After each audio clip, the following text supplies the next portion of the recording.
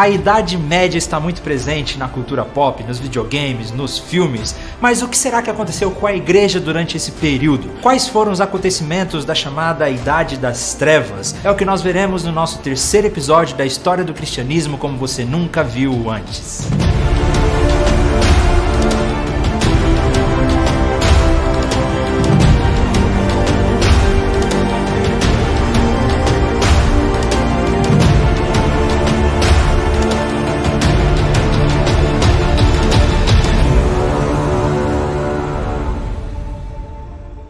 Seja muito bem-vindo ao nosso terceiro episódio da série da História do Cristianismo como você nunca viu antes. No último episódio nós paramos no final do Império Romano no Ocidente. Como eu disse, o Imperador Teodósio dividiu o Império Romano em duas partes, a oriental e a ocidental, e o Império Romano do Ocidente chega ao fim. Os bárbaros tomam conta, novos reinos, pequenos reinos surgem naquela região, reinos que se tornariam futuramente os francos, a França, os ingleses, os reinos se estabelecem. Do lado oriental, o Império Romano permaneceu por mais 1000 anos, que seria conhecido também como Império Bizantino, na capital Constantinopla. Mas, infelizmente, por causa do nosso tempo, nós não vamos entrar tanto na história da igreja do lado oriental. Nós vamos permanecer na história do lado ocidental, que é a nossa história de onde nós viemos. E diante de todo esse caos, diante de todos esses problemas políticos, surge um vácuo que a igreja preenche. A igreja toma força, surgem os papas como nós os conhecemos, eles começam a ganhar poder, eles começam a ter autoridade, e parece que estava tudo bem para a igreja. Depois que o Império Romano do Ocidente chegou ao fim, a igreja assumiu uma força política muito grande. A igreja, na figura do papado, é a única instituição do Ocidente que conseguiu trazer um pouco de coesão para aquela época tão atribulada, com invasões bárbaras vindo, com a mudança da cultura. A igreja então se posicionou, se fortaleceu como uma grande influência para as outras nações. Nesse tempo também surgem os monges do Ocidente, os beneditinos, que foram importantíssimos para que a mensagem do Evangelho pudesse chegar em todos os outros lugares da Europa. A igreja romana, ela foi uma igreja que lidou bem com caminhar lado a lado com os poderes e as autoridades. Então nós temos as ordens monásticas, nós temos as companhias de auxílio aos pobres, nós temos uma grande preocupação da igreja com os pobres, com a economia, como realmente uma mão divina. Parecia agora que as coisas estavam dando tudo certo, a igreja era livre, estava reunida sob uma liderança, o evangelho estava sendo pregado por todo mundo, mas o inesperado aconteceu. Lá da Pérsia, um canto onde os olhos do mundo não estavam, um novo grupo de pessoas começam a levar a mensagem do Alcorão e transforma completamente o mundo.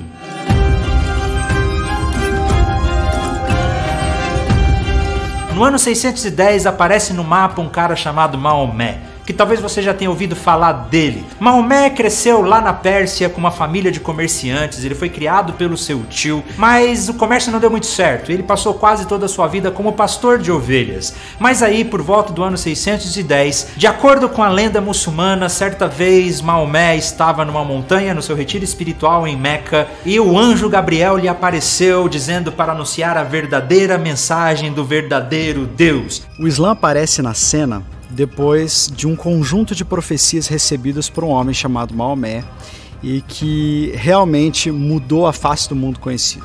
Nós temos então Maomé nascendo por volta do ano de 570 na Arábia, na cidade de Meca, e lá ele nasceu na tribo dos Coraixitas. Ele tinha uma grande família, ele se casa com uma mulher bem mais velha, que na verdade era sua patroa, ele trabalhava para ela e depois se torna seu marido, e ela tinha um tio que era cristão copta. Então naquela região da Arábia havia muitas religiões diferentes, muitas religiões pagãs, haviam alguns cristãos, de modo que Maomé nasce nessa cidade muito pulverizada de discursos religiosos e muito pagã, muito idólatra. E com a sua mensagem no estilo dos profetas do Antigo Testamento, que dizia que ele trazia a verdadeira mensagem do verdadeiro Deus, ressignificando o Antigo Testamento e o próprio Jesus, a princípio Maomé não foi muito bem recebido na sua região, ali na sua cidade, e em 622 ele acabou fugindo para a cidade de Medina. Inclusive, é a partir desse ano que os muçulmanos contam os anos. Ele só vai assumir importância quando ele se muda para Medina. É a segunda fase do profeta Maomé. O profeta Maomé tem a primeira fase, a fase de Meca, que é uma fase de paz. Inclusive as suas revelações corânicas, que se tornaram ao Corão, elas são, na sua maioria, os versos de Meca são versos pacíficos. Quando então ele vai para Medina, ele assume um outro posto.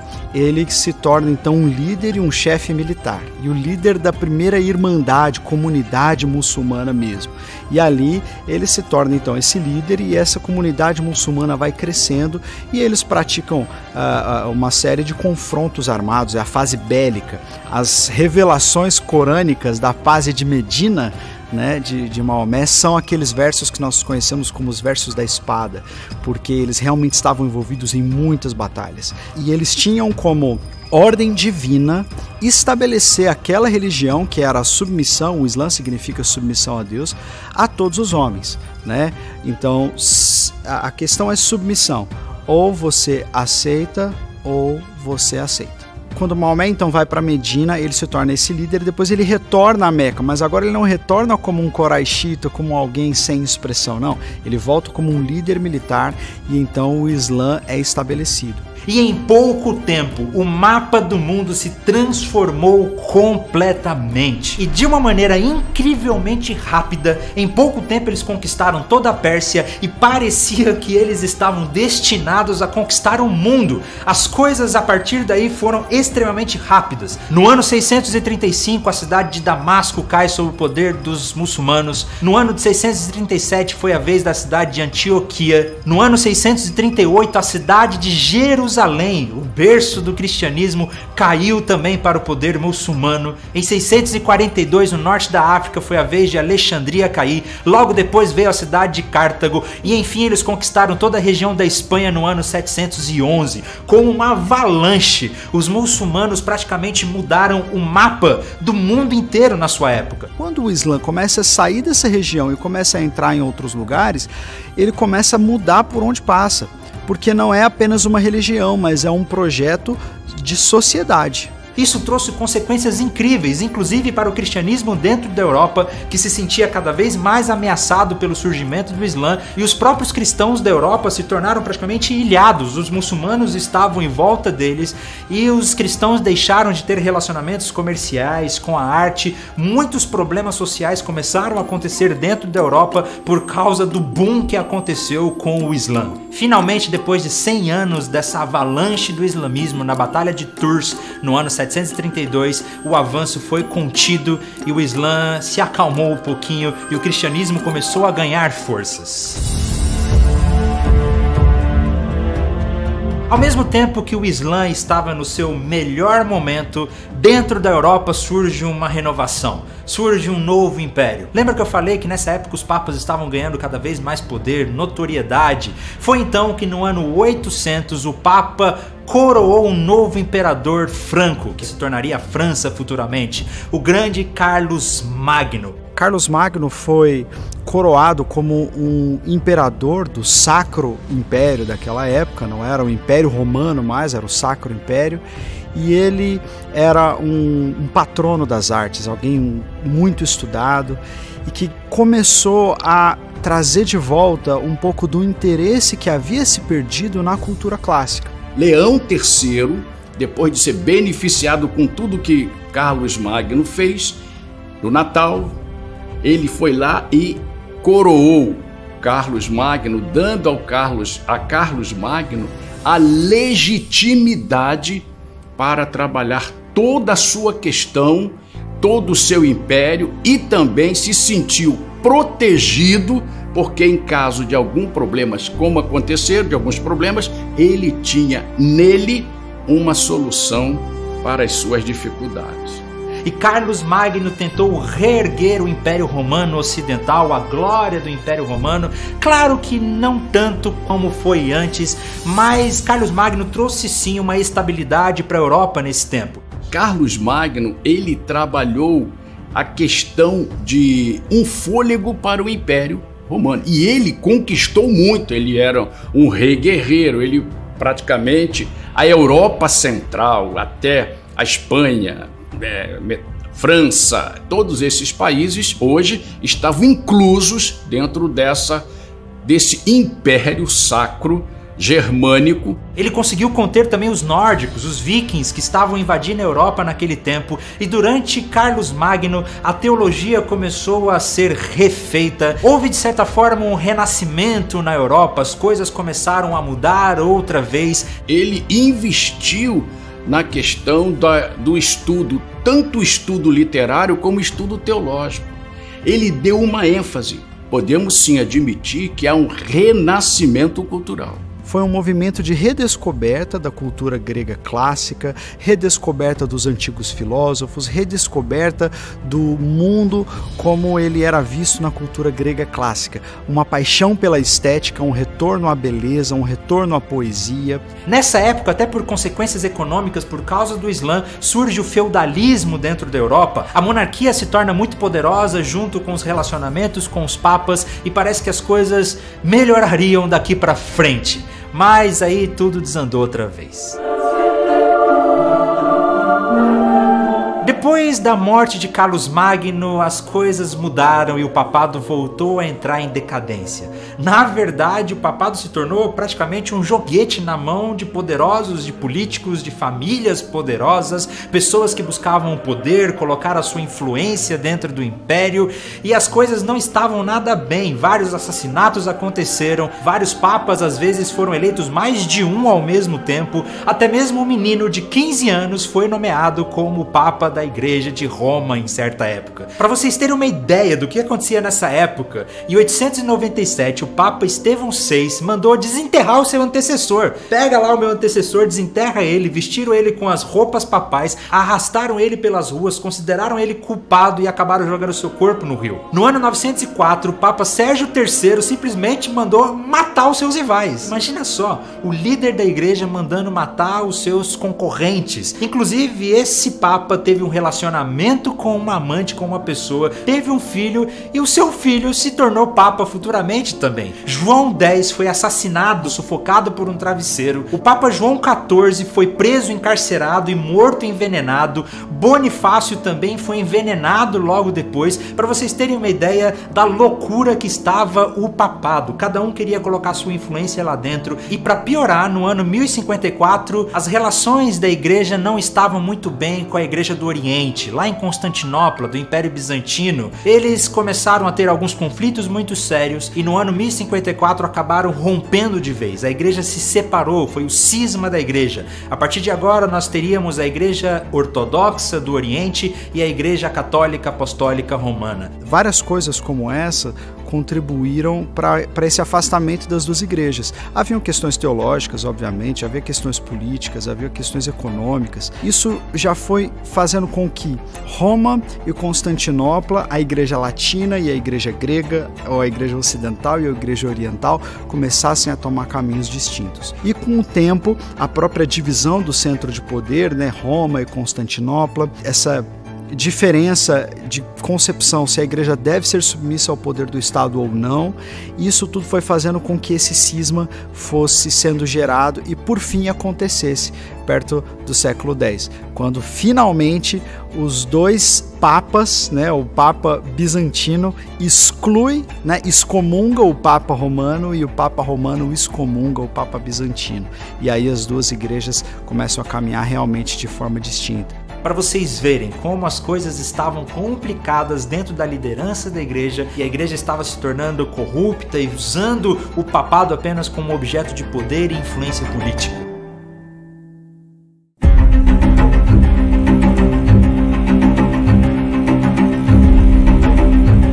De todos os ideais dessa época, nenhum foi tão avassalador, dramático e contraditório como as cruzadas. Lembra que eu disse que o Islã conquistou praticamente o mundo inteiro? Alguma coisa precisava ser feita. Desde o começo da Idade Média era comum os cristãos peregrinarem até Jerusalém. Eles iam até Jerusalém para pagar os seus pecados, para buscar alguma recompensa de Deus. Isso era muito comum, mas as coisas começaram a ficar perigosas demais, porque quem controlava Jerusalém agora não era mais os cristãos, eram os muçulmanos. Até que no ano 1095, Papa Urbano II começou a conclamar o povo para uma mudança. Ele começou a expor os problemas que existiam no Oriente, que era inadmissível que Jerusalém estivesse nas mãos dos muçulmanos. O Papa então começou a clamar para que o povo lutasse por Jerusalém. Quando o Papa terminou o seu discurso, as multidões estavam animadas, exaltando o Papa, dizendo: Deus o quer, Deus o quer, Deus o quer. E foi assim que as multidões, desde as classes mais baixas, dos pobres até os militares e os ricos e os reis, começaram a se envolver nessa jornada para reconquistar Jerusalém na primeira cruzada. As cruzadas foram esse movimento de reação à expansão avassaladora do Islã. O Islã foi tomando cidades importantes, lugares importantes para o cristianismo, e aí os imperadores ligados à igreja, a própria igreja, se viu na responsabilidade de investir contra aqueles que estavam se revelando um perigo para a fé cristã. E aí começaram uma série de investidas militares que ficaram conhecidas como as cruzadas. A cruzada foi uma possibilidade para os pobres poderem ter uma fixação de importância, porque eles iam para lá, eles estavam combatendo em nome de Deus, o seu uniforme tinha uma cruz, eles eram então cavaleiros, estavam dentro de uma guerra santa, e eles então também faziam com que eles tivessem valorizações, já que surgiram a oportunidade, eles foram. E o Papa disse: quem lutar por essa causa tem indulgência plena. Não importa o pecado que tenha cometido, vai ser perdoado e vai para o céu. Que é uma versão semelhante ao que muitas pessoas pregam sobre a jihad islâmica. Que se você se envolver em batalha e se você der a sua vida pela sua fé, de que Alá vai conceder a você a salvação. Surpreendentemente, eles conseguiram. Na primeira cruzada, eles conseguiram conquistar Jerusalém e nasceu então o Reino de Jerusalém sobre o comando dos cristãos. Geralmente nos livros de histórias nós vemos que aconteceram 7 cruzadas, Foram 7 vezes que essas expedições aconteceram. Mas na verdade, essas expedições aconteciam o tempo todo. Direto, pessoas, famílias se levantavam com o intuito de fazer a sua cruzada, de conquistar a sua salvação, de libertar Jerusalém. Mas nós podemos considerar que existiram 7 vezes que esses movimentos foram feitos com maior objetividade. Depois da primeira cruzada, o reino de Jerusalém não durou muito tempo. Os muçulmanos tomaram o poder de novo, o que fez com que os cristãos começassem novas cruzadas, enviar novas pessoas, e houve uma época inclusive que eles começaram a levar as crianças. Ficou conhecida como as cruzadas das crianças, porque eles acreditavam que por causa da pureza da criança, Deus usaria a vida das crianças para derrotar os inimigos. E claro que você pode imaginar que isso foi uma tragédia total. As pessoas morriam aos milhares por causa dessas jornadas para reconquistar Jerusalém, a sua salvação e a glória do cristianismo. Esse realmente é um capítulo obscuro da nossa história, da história do cristianismo, em que os cristãos saíram em nome de Deus para derrotar os pagãos, para reconquistar as terras. Nós não podemos negar a nossa história. Realmente existe um capítulo obscuro de quando as cruzadas aconteceram. Foi nessa época das cruzadas também que a Espanha foi reconquistada. Lembra que a Espanha tinha sido conquistada pelos muçulmanos? Nessa época a Espanha foi reconquistada pelos cristãos, nesse mesmo espírito das cruzadas, das guerras em nome do Papa e em nome de Deus. A corrupção dentro da igreja e do papado estava cada vez maior. Os papas estavam interessados cada vez mais em poder, em riquezas. O nepotismo ficou descarado, eles davam cargos aos seus familiares simplesmente para obter mais poder e mais riqueza. A igreja foi decaindo por causa da corrupção papal, por causa do interesse político. Primeiro, o interesse político, por quê? Porque era necessário colocar Roma acima de todas as outras dioceses. A instituição mais enferma na Idade Média, na Baixa, foi o papado. E o papado estava cada vez mais debaixo da sombra da França, a tal ponto que o próprio rei da França mandou trazer o Papa. E a sede agora não era mais em Roma, mas na França, na cidade de Avignon. A partir do ano de 1309, os papas se estabeleceram de vez no reino da França. Nós estamos falando de um tempo de muitas guerras, de muitos postulantes ao poder, de muitos interesses pessoais envolvidos em todas essas coisas. obviamente toda a sociedade começou a experimentar uma queda, começou a representar uma depressão. Junto disso, nós temos pestes, nós temos questões políticas sérias no norte da Europa, nós temos países que eram parceiros uns dos outros, agora entrando em guerras uns com os outros, nós temos França entrando em guerra com a Inglaterra, e todas essas coisas foram afetando a igreja. Claro que isso trouxe muita crise na Europa, principalmente para os adversários da França durante a Guerra dos 100 Anos. A igreja começou então a criar um sistema de cobrança de impostos para que pudesse recuperar as suas riquezas e manter as suas riquezas, até que veio o grande cisma do Ocidente, onde o mesmo grupo de pessoas elegeram 2 papas ao mesmo tempo. Primeiramente eles elegeram o Urbano, só que eles não gostaram muito da política do Urbano e disseram não, o Urbano não é um papa oficial. Eles se reuniram de novo e elegeram um novo papa, o Clemente VII. E nós tínhamos agora 2 papas oficialmente eleitos pelo mesmo clero, reinando ao mesmo tempo. Um deles na França, na cidade de Avião, outro em Roma. E como nesse tempo a Guerra dos 100 Anos estava acontecendo, claro que França apoiou um papa, a Inglaterra apoiou outro papa, e o restante de toda a Europa se viu no dilema de ter que escolher qual papa que eu vou servir. Afinal de contas, os 2 eram legitimamente eleitos. Essa divisão dos papas durou até o ano 1423, quando finalmente a igreja percebeu que não estava legal isso, se reuniram num concílio, os papas renunciaram e eles voltaram a eleger um novo papa, e enfim, o grande cisma do Ocidente estava resolvido. A igreja voltou a ter uma liderança unificada.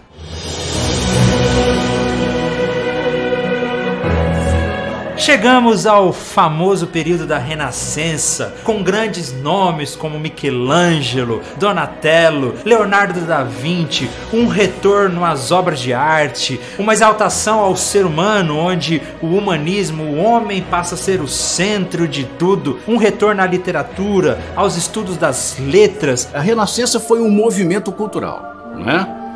Foi o retorno aos clássicos. Platão, Aristóteles, é um retorno a essa estrutura que a Renascença admitiu com muita eficiência a pesquisa científica. E a pesquisa científica começou a avaliar e criticar os mitos teológicos.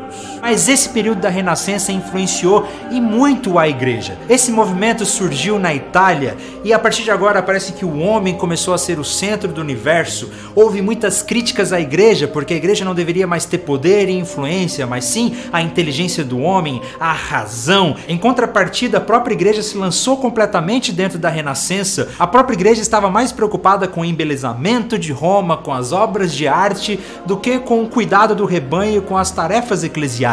Com esse redescobrimento da estética, da filosofia clássica, da filosofia grega, da arquitetura, nós temos a reconstrução da Basílica de São Pedro, que já havia sido construída no passado, mas agora ela precisa ser construída nestes novos moldes artísticos, né? Nós vemos uma grande produção artística nesse tempo. E quando nós notamos as pinturas e a arte, nós notamos esses ideais da natureza voltando para as pinturas, o ideal do homem como belo, as formas humanas, o nu, tudo isso, todos esses motivos gregos clássicos reaparecendo nas artes, reaparecendo também as ciências, né, que eram tão importantes na Grécia Antiga, agora elas começam a reaparecer nesse momento também. Para que Roma pudesse ser embelezada e a arquitetura transformada, a igreja precisava de dinheiro. E para conseguir mais dinheiro, vamos cobrar mais impostos. Foi quando a prática das indulgências se tornaram comuns e até mesmo incentivadas pela igreja.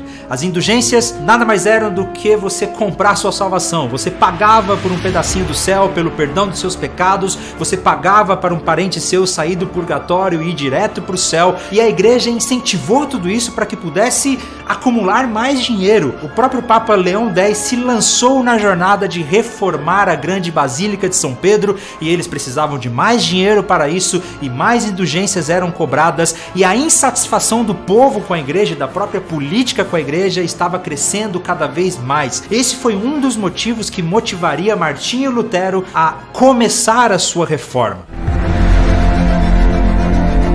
Por causa de todos esses fatores, a corrupção, o poder, as riquezas, as cruzadas, as inquisições, as cobranças de indulgências, a igreja já não estava sendo bem vista e benquista pelo povo, pelas pessoas. Vários movimentos de tentativa de transformação aconteceram, mas a igreja sempre abafavam esses casos. E várias pessoas tentaram trazer uma reforma para a igreja nessa época. Houveram outros homens que eram homens da igreja, homens muitas vezes bispos, muitas vezes padres, monges católicos, que começaram a não concordar com essas ações, não concordar com essas atitudes.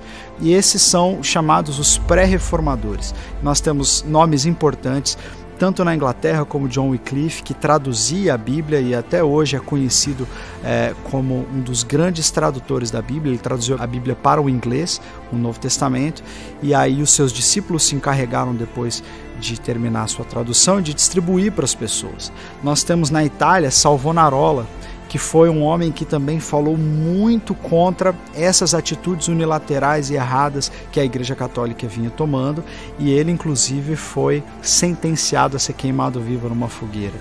John Huss, que era da região da Morávia, da região da Boêmia, né, na Alemanha, ele também foi um que se levantou contra a igreja, e principalmente todos esses falando da Bíblia, colocando a Bíblia como aquele manual de fé e prática, dizendo que aquelas posições, aquelas coisas que a igreja estava fazendo estavam em desacordo com a Bíblia. E então John Huss também foi sentenciado à morte. Há quem diga que no momento da sua morte ele diz: eles podem calar este ganso, porque Huss significa ganso, eles podem calar este ganso, mas daqui a um tempo Deus vai levantar um cisne cujo canto ninguém vai poder calar. Há quem diga também que ele falava profeticamente de Martinho Lutero, que foi reformador principal da igreja nesse período. Antes de Martinho Lutero, várias pessoas já estavam insatisfeitas com a igreja, a sociedade já estava insatisfeita com a igreja, a reforma estava prestes a estourar, mas ninguém estava conseguindo fazer, até que surge na história um homem chamado Martinho Lutero. E as coisas realmente mudariam a partir daí. Mas esse é um assunto para o nosso próximo episódio, onde nós falaremos sobre a Reforma Protestante.